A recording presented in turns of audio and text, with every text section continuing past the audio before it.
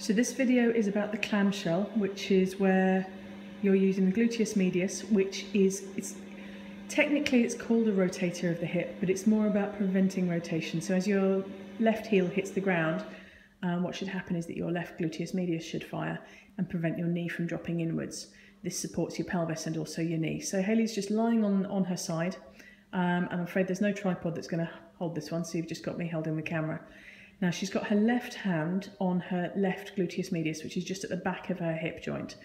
And she's got her right hand, I'm just going to come forwards and show you. Her right hand is in the front of her hip flexor muscles, just in the front there.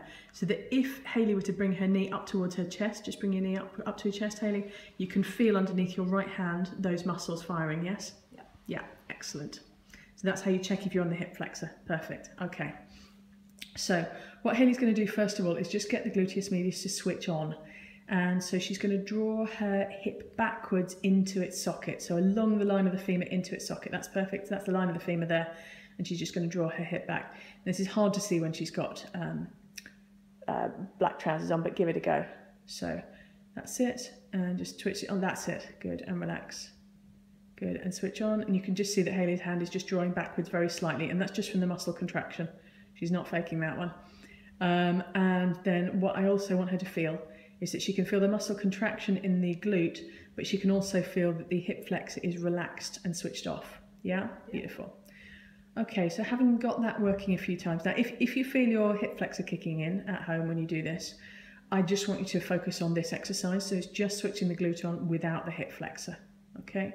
But if you can do that relatively easily, then you can move on to the next stage. So Hayley's going to keep her feet together.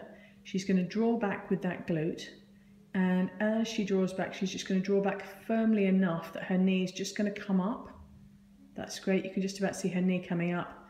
So feet are together, but her knee's coming up, so she's externally rotating, and she's just going to come up to neutral, and then she's going to keep her hip flexor relaxed, and then back down. So she's controlling it back down. Good. So I'm just going to change the angle so that I can see that better.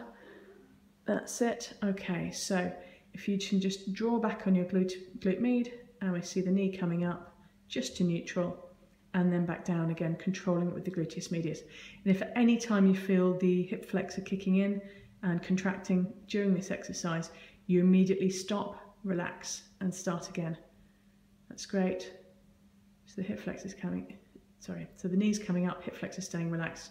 All the exercise is done with gluteus medius. Good. Hayley, do you want to turn over and just show us from the front?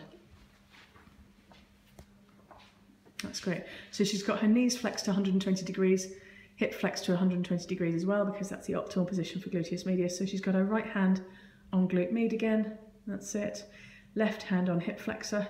That's it. And so again, she's just going to draw back using the hip. That's it. Good. And relax.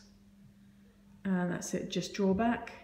So she's just priming that muscle, just switching it on, making sure that she can do it with the hip flexor staying completely relaxed. Good. And let go. And then this time draw back firmly enough that the knee starts to come up. Good, just to neutral, and then back down, all controlled with the gluteus medius and with the hip flexor staying relaxed throughout the exercise. And that's great. Thank you, Hayley.